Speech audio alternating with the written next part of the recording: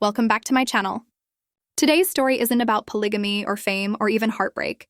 It's about perjury, deception, and a secret that was never supposed to see the inside of a courtroom. He lied under oath. She recorded everything, and now one of them could lose everything. Not just reputation, but freedom itself. This isn't a messy breakup. This is betrayal carved into legal ink. A dynasty built on forged signatures, hidden recordings, and financial deceit. The cameras of SisterWives never showed this side of the Brown family. But the courtroom doesn't cut for commercial breaks. Here, the truth is unedited. Kody Brown, once the smiling face of polygamy on national TV, now stands accused by the woman he emotionally abandoned and legally entrapped. And she's not coming empty-handed.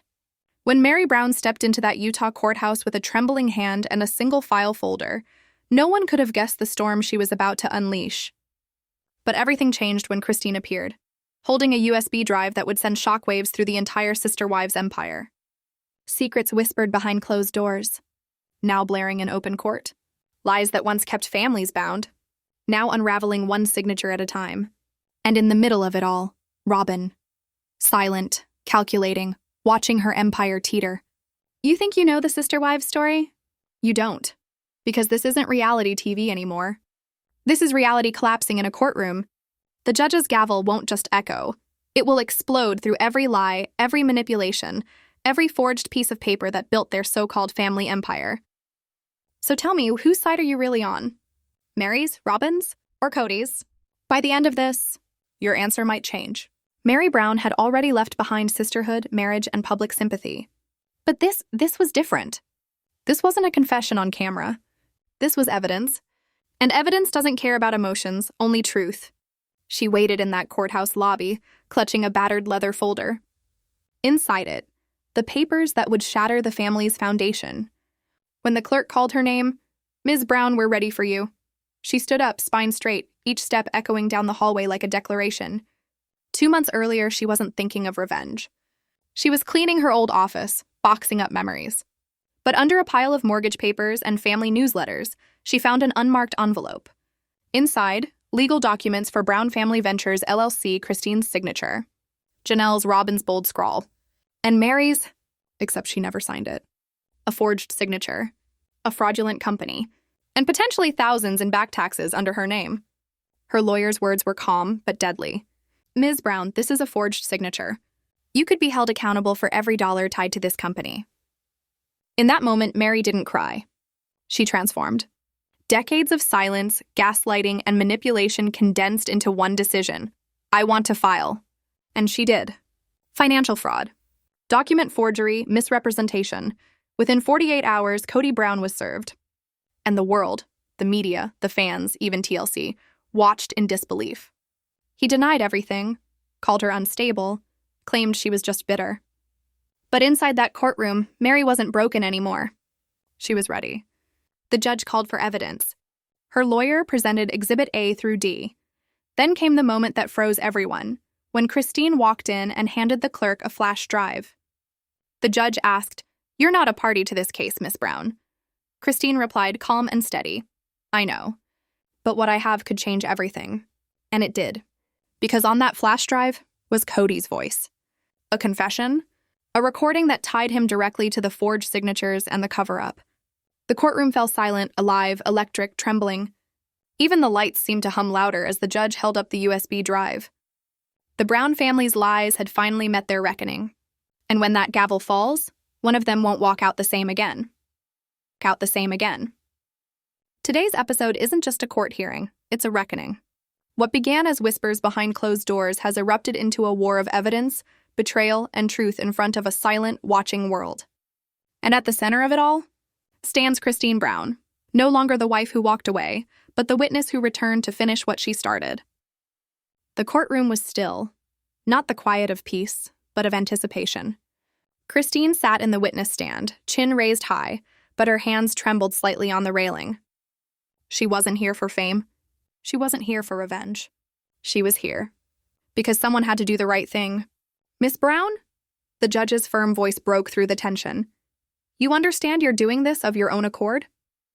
Christine nodded once. "Yes, Your Honor, I didn't mean to record it. But what I heard, it matters. From across the room, Kody Brown shifted in his seat, his jaw tightening, lips pressed into a hard, colorless line. Beside him, Robyn reached for his arm, her fingers trembling, but he pulled away. The perfect image of unity, the one they'd sold to millions on television, shattered in a single gesture.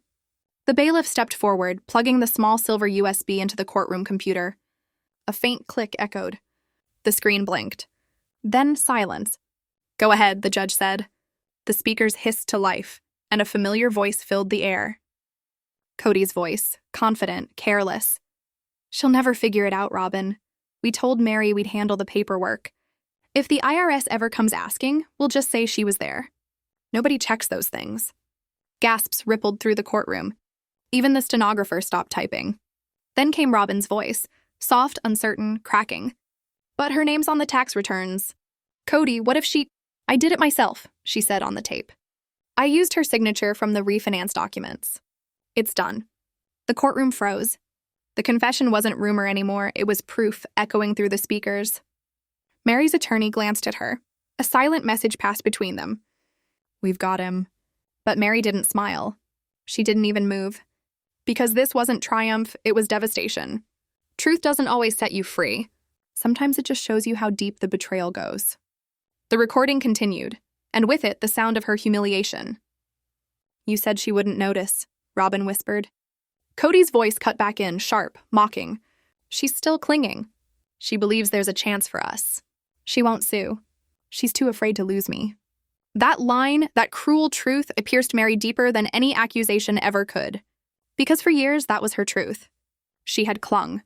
She had believed. And now the entire courtroom heard it. Her love, her hope, her blindness, turned into evidence against her. The recording clicked off. And for a long, unbearable moment, no one moved. Even the air felt heavy, like the walls themselves were listening. Then the judge's voice came, low but firm. "Mr. Brown, care to respond?" Kody stood, shoulders stiff. "Your Honor, this was a private conversation and recorded without my consent." "Admissible," the judge interrupted coldly. "Continue." Kody's face flushed crimson. He turned, eyes blazing toward Christine. "You think you're helping her? You're jealous, Christine. You walked away after you gave up on this family." Christine didn't flinch. Her voice was calm, almost serene.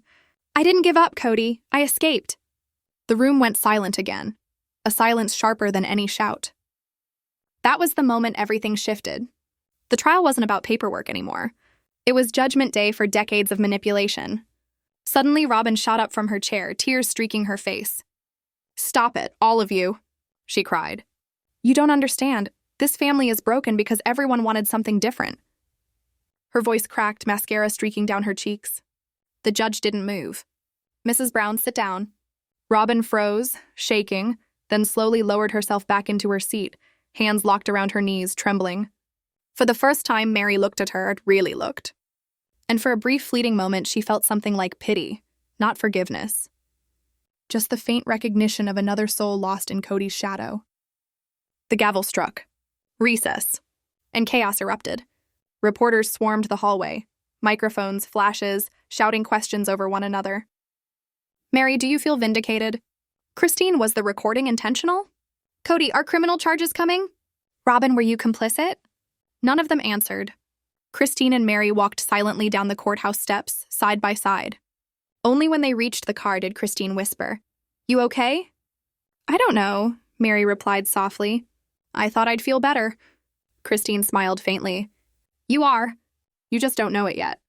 Healing doesn't thunder, Meri, as it whispers, one courageous step at a time. Inside the courthouse, Kody paced outside the judge's chambers, fury radiating off him. "She's killing the family," he spat. "You think this is about money? She's humiliating me!" Across the hall, Robyn leaned against the water fountain, eyes downcast, whispering to herself. "I said this would happen. I got dragged into this, and now I'm the villain." Kody turned on her, venom in his voice. "You are the villain, Robyn. You didn't stop it." And that was it. Something inside Robyn snapped.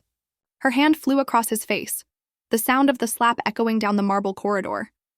"I loved you," she hissed. "I gave up everything for you." He stared at her, stunned. "Don't make this about feelings, Robyn. You knew what this was." And in that moment, she understood. She was never his partner. She was his shield. The next morning, the tension was unbearable. Rumors whispered through the courthouse halls, whispers of new evidence, hidden bank accounts, falsified returns. Everyone knew something big was coming. Meri's attorney sat with a quiet, knowing smile. Christine was composed, eyes steady. Kody looked hollow, and Robyn walked in last, pale, shaken, alone. When the judge entered, everyone stood. But before anyone could speak, Robyn rose to her feet. "Your Honor," she said softly, voice trembling, "I would like to testify." Kody's head snapped toward her. "What are you doing?" he hissed. She didn't answer. She clutched a small piece of paper and stared straight ahead. The judge nodded. "Go on." Her voice broke. "I assisted with the paperwork. I knew what Kody was doing. I didn't forge anything myself, but I didn't stop him. I thought it was just family business. I thought he'd fix it later." Gasps filled the room. Every camera flash outside, every whisper online, all of it converged in that one confession. Robyn turned toward Meri, eyes glistening.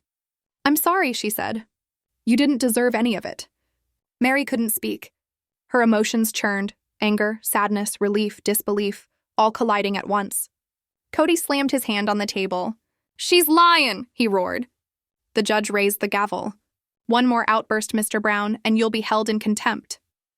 Kody sat down, seething, as the courtroom stared, not at a reality star, but at a man finally cornered by his own lies. And for the first time in that quiet, humming courtroom, the world saw what Meri, Christine, and Robyn had known for years, that the truth was never meant to stay buried. But it always finds its way to the surface. Stay buried. But it always finds its way to the surface. Tonight's story is not just about justice. It's about the moment when truth stops being an idea and becomes a weapon. When the truth finally steps into the light, it doesn't walk in gracefully. It stumbles in, dragging the weight of every secret ever buried. It's never clean. It's never gentle. It's loud, it's ugly, and it hurts everyone in the room. The judge leaned forward, voice cutting through the still air. With this new testimony, the court will heighten these charges for review by the district attorney. Possible fraud and forgery, criminal investigation pending. Those words didn't just echo, and they detonated. Kody Brown could actually be facing prison. Robyn broke down in tears. Meri didn't move. Christine reached across the table, gently clasping Meri's trembling hand. "You did it," Christine whispered. Meri shook her head softly. "No, the truth did." When they stepped out of the courthouse, chaos exploded. Cameras flashing, microphones shoved in their faces. Reporters shouting, fans crying, critics swarming. But through all that noise, Meri's expression stayed calm. Not proud. Not triumphant. Just finished. Because for the first time in her life, she wasn't fighting for Kody's attention or forgiveness. She was fighting for herself. And when a woman stops needing closure and starts demanding accountability, she becomes unstoppable. That evening, something strange happened. Robyn disappeared. Her phone went straight to voicemail. Even Kody couldn't track her down. Then came the next hearing, and Robyn still didn't show up. But she sent something instead. A small sealed envelope. Her name written neatly on the front. When the judge slid it open, a folded note and a single USB drive slipped out. Outside, the rain crashed against the courthouse windows like the sky itself was trying to scream louder than the chaos inside. Courtroom 4C was packed, not one seat empty. Cameras lined the walls. The air buzzed with the electricity of something historic. Kody's legal team whispered frantically. Meri sat still, every nerve locked in readiness. Christine looked calm, the kind of calm that only comes after surviving destruction. And then came Robyn's envelope, placed carefully on the judge's bench. The judge unfolded the note. He read silently for almost a full minute. His expression didn't move, but his knuckles went white. Then he spoke. "Let the record reflect that Robyn Alice Brown has filed a voluntary sworn affidavit and submitted a second recording in favor of the plaintiff." Kody froze. His lips parted, but no sound came out. He whispered to himself, "She wouldn't. She didn't." But he already knew she had. And in that single instant, you could feel the power leave his body, like someone blew out the candle that had lit his entire illusion. "Play the recording," ordered the judge. A click, a soft crackle. And then Robyn's voice, like this time not broken, not crying, steady. "This is Robyn Alice Brown. I'm leaving this message because I can't carry it any longer. I lied to protect someone who never protected me. I let him forge signatures, file papers in wrong names, and steal money in ways that made no sense. I let him borrow my name. And I let him borrow me. And now I'm the one who's ashamed. Gasps rippled through the room. Someone in the back started crying.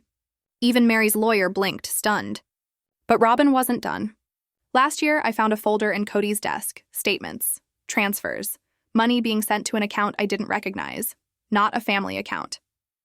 Not ours, it was under another name. Christine's. The entire courtroom turned. Christine didn't flinch. But Robyn's voice cut deeper. Christine never opened that account. Kody did, using her name and Meri's forged signature to siphon off thousands from Brown Family Ventures into a private fund. He said it was for emergencies, but the last time I saw the balance, it held over $92,000. The gallery erupted. People rose to their feet, phones flashing, reporters shouting. The judge slammed his gavel. Order! Sit down or I'll clear the courtroom. This wasn't just fraud anymore. It was financial identity theft. And now it wasn't only Meri's war. It was Christine's too. Christine whispered, I swear I didn't know. Meri didn't reply. She just stared at Kody through the storm. Because now, for the first time, she understood. This betrayal was bigger than love. Bigger than loyalty. It was about control. As the judge's staff reviewed Robyn's documents privately, Kody was escorted out, red-faced, shouting. The air was colder when he left. Christine and Meri stood in the hallway silent. Meri murmured, I kept telling myself he was just overwhelmed, that the lies were for keeping the family together. Christine looked at her and said softly, They weren't for family, Meri. They were for control. Sometimes the worst betrayal isn't what someone does to you. It's what they convince you to believe about yourself while they do it. Meanwhile, in the judge's chambers, the prosecutor examined the second USB, bank statements. Wire transfers. A spreadsheet titled B Plan. Every number pointed to one thing: deliberate, orchestrated deceit. When the court reconvened, the energy had changed. No whispers, no gasps. Just silence, thick, knowing silence. Kody sat slumped, defeated. The judge's voice broke the stillness. Based on the new evidence presented, the court finds preliminary determinations of willful financial deceit, forgery, and misrepresentation of business purpose. Kody jumped to his feet. I object. This is slander. The judge didn't even blink. You are not objecting, Mr. Brown. You are under investigation. Kody's face drained of color. You're taking their side. They despise me. They want me gone. The judge met his eyes. I'm not taking sides. I'm taking the truth. And with that, the courtroom fell silent again. Because for once, the truth didn't just whisper, it roared. Because for once, the truth didn't just whisper, it roared. Tonight's story isn't just about justice. It's about what happens when the truth stops whispering and starts screaming. It begins in a courtroom where silence weighed heavier than the law itself. The truth didn't walk in like a hero. It stumbled, bruised, bleeding, dragging the corpses of secrets buried too deep for comfort. Truth isn't clean. It isn't merciful. It doesn't care who it destroys. It burns through illusions, strips away reputations, and leaves everyone exposed in its unforgiving light. The judge leaned forward, his voice slicing through the stillness like a blade.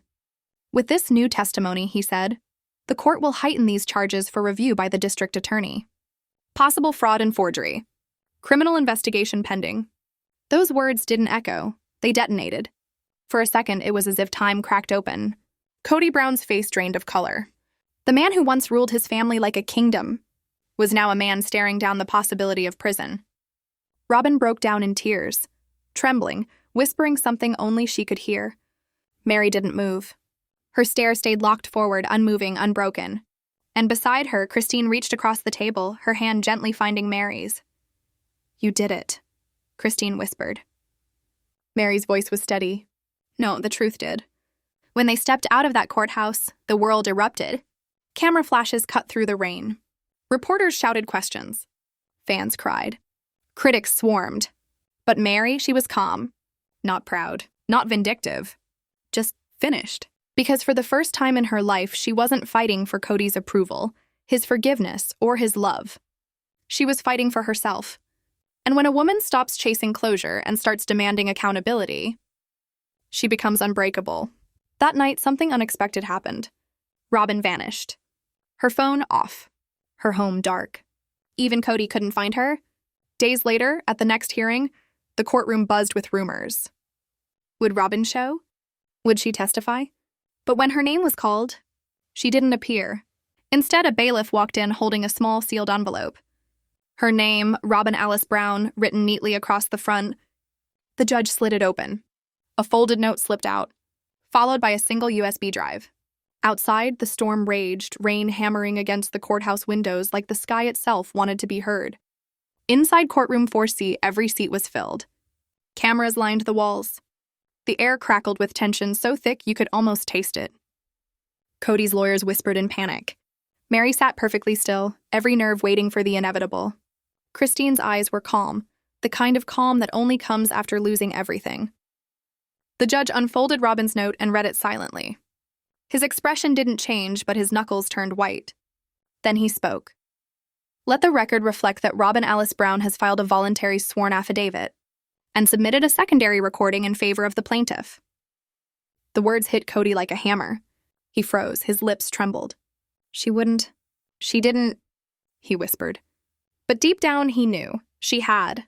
You could almost feel the power drain from his body, as though someone had blown out the candle that once lit his entire illusion. Play the recording, ordered the judge. A soft click, static, then her voice. Robyn's voice, calm, clear, unflinching. This is Robyn Alice Brown. I'm leaving this message because I can't carry it anymore. I lied to protect someone who never protected me. I let him forge signatures. I watched him file papers in names that weren't real. I saw him move money that wasn't his. I let him borrow my name. And I let him borrow me. And now I'm the one who's ashamed. Gasps swept through the room. Even the judge's gavel couldn't silence the shock. But Robyn wasn't done. Last year, I found a folder in Kody's desk. Statements, transfers, accounts. Money being sent somewhere unfamiliar. Not a family account, not ours. The name on the file said Christine. The entire courtroom turned. Christine didn't flinch. Robyn's voice continued, steady, brutal. Christine never opened that account. Kody did, using her name and Meri's forged signature to siphon off funds from Brown Family Ventures. He told me it was for emergencies. But when I checked the balance, it held over $92,000. Chaos exploded. Reporters leapt to their feet. Phones flashed.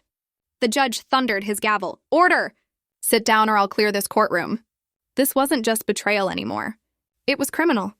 Christine turned to Meri, whispering, I swear I didn't know. Meri didn't answer. Her eyes were locked on Kody. Because in that moment, she finally understood. This wasn't about love, or loyalty, or family. It was about control. The prosecution examined the second USB in private chambers. Bank statements, wire transfers, a file labeled B plan. Every number told the same story. Deliberate, premeditated deceit. When court resumed, the silence was suffocating. Kody sat slumped, hollow-eyed. The judge spoke, his voice echoing through the room like a verdict from fate itself. Based on the new evidence presented, this court finds preliminary determinations of willful financial deceit, forgery, and misrepresentation of business purpose. Kody shot to his feet. I object. This is slander. The judge didn't even blink. You are not objecting, Mr. Brown. You are under investigation. The color drained from Kody's face. You're taking their side. They hate me. They want to destroy me. The judge met his eyes in cold, unwavering. I'm not taking sides. I'm taking the truth. And just like that, silence fell again. Deep, final, merciless. Because for the first time, the truth didn't whisper. It roared. The truth didn't whisper. It roared.